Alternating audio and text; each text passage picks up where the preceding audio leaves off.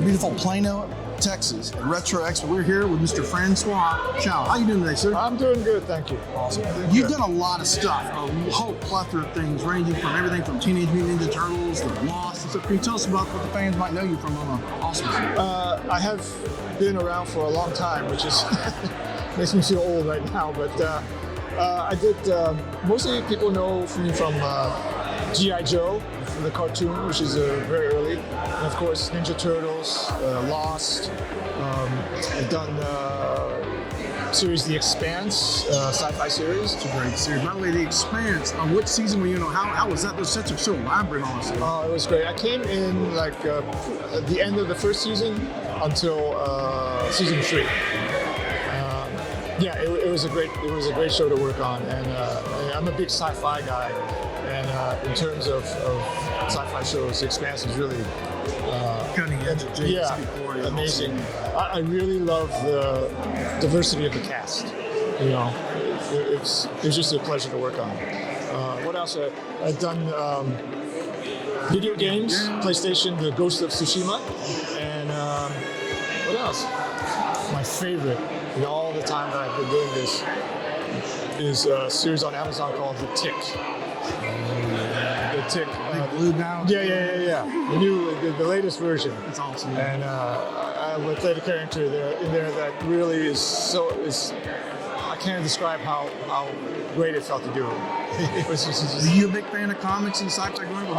I did. I loved comics when I was growing up.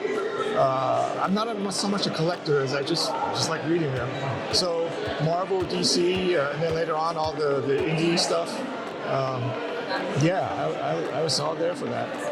Being a part of all these different things from G.I. Joe to Teenage Mutant Turtles, all that stuff, when you the comics and pop culture as we knew are always been popular, but it's so widely popular now with these expos and Comic-Cons and all this stuff. What do you get from, like, what's the message from all of that you like to strive to deliver in your own work and stuff like that? And what do you enjoy from it? I mean, all these cons now is, it's only a short time, right? As I say, in the last 10 years. 10, 15 years. Yeah, it's just amazing how many there are all over the place.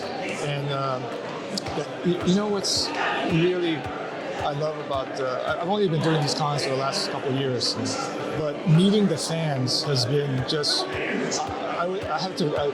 Fans fuel the fleet. I have to confess, when I first started doing them, I was a little apprehensive because I wasn't sure, what was happening, what's going on. But the ones I've done, the fans have been incredible. They're passionate. They love the subject. They do. It's really humbling because you meet them and they're just like so passionate about certain stuff that you'd be like, oh my God. It makes you wonder if the stuff that you do is just like when you're doing it. Sometimes you just say, this is my job, and I go down to the next one. And you never know what's going to be popular. You get really popular, like Ninja Turtles. G.I. Joe, of course, is one of the biggest cartoon series ever. Yeah. In the history of awesomeness. Ninja Turtles, I'm still amazed at how popular. That movie was great. I remember seeing it years back. This is a live action awesome. Yeah, it's great. The second one, too. Yeah, it's great. He had, was it Vanilla Ice was in that one? Ice. He's a genius. He guy's a real estate genius now, right? I heard he was doing, last time I saw something where he was like a construction worker. He right? does stuff with like construction. Yeah. Yeah. These films and all this stuff, do you have any upcoming things, projects, video games, TVs, movies?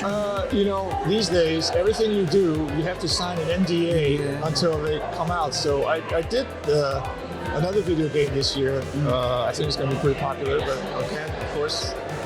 It's going to be cool. You think it's cool? I think it's going to be pretty good. And like I said, I've been doing a bunch of guest stars on different shows. I just finished, they did a reboot of Fantasy Island. Fantasy Island. Yeah, I did Fantasy Island. So I did an episode of that. I did an episode of Montalban. Right. The original one. This one is the lead is her name is Rosalind Sanchez. She's as soon as you see her face, she's very well known. And her character is supposed to be Ricardo Montalban's like great niece or something. Oh, so they kept in the lineage of the show, the whole motif. Huh? Right. It's so the same. The show is an island. How does it? Is it like more of a modernized, or it's newer years later? Or? It's it's got that fantasy thing where the island is sort of mystical, and you're not, you know. Kind of like Lost. Man. Yeah, you go. I was on another island. Yeah, so we did that. What else?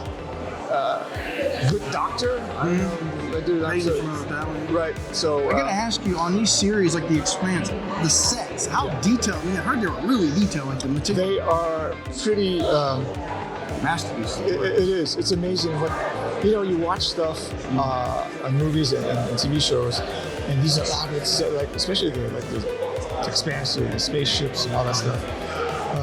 It's amazing how they can make it look so great. Like you're literally in space. But you go behind the scenes and you walk in and it's set lights, and you're like, oh, the elevator doors are these little pulleys or whatever. Yeah, the two guys on the side. Where they say action, and they pull the doors and it opens, and and then they close, and then it looks very nice on film. But I just question. I heard all this technology. They got green screens. I'm sure you're familiar with all that. Yeah. Did they use any like 4K LED wall technology, like replacing the green screens, and then the Expanse in particular? It's almost like daily the technology gets better and better, right? So they used a bunch of green screen. I wasn't there for a lot of the stuff where they did the special effects, so It looks great. it does. So the space stuff, I'm like, wow, look at that. So I all that stuff is like over my head, so I don't. For people that want to look at your work, I mean, is there a website or any places they can go, like Twitter, Facebooks, any things to find out more about your upcoming projects and all that? I guess the best thing is to just look me up on IMDb. Internet Movie Database.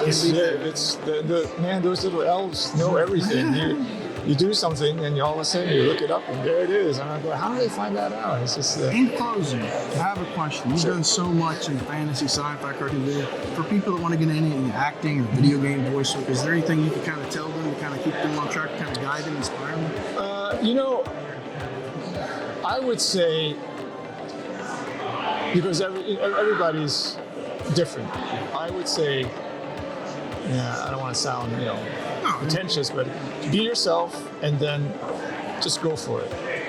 Just, go find out, take classes, do whatever you have to do, but just go for it. Don't be. I tell a lot of younger actors always ask me, what's your advice about this and that? And I remember when I was starting out, a lot of people said, "Oh, you should get a second profession to fall back on." And stuff like that. The people that doubt and hate. Or they don't believe because they're not in it or whatever. Right, and because it is a very hard profession to be into. But I always say, you know what, you just gotta give it your all. Otherwise, you're gonna be regretting if you didn't. Right? You're just gonna go, okay, I sort of tried, but I didn't. You never know. Just go for it, give it your all, and sometimes you find out maybe this is not the right path for you. Maybe you have to do something else. But you gotta just get in there before to find out what it is. Can't beat that. Better answer than I could get. Mr. François, it was a pleasure talking to you. Thank you. This is Owen over at Retro Expo in beautiful Plano, Texas for Sci Fiction. Signing off.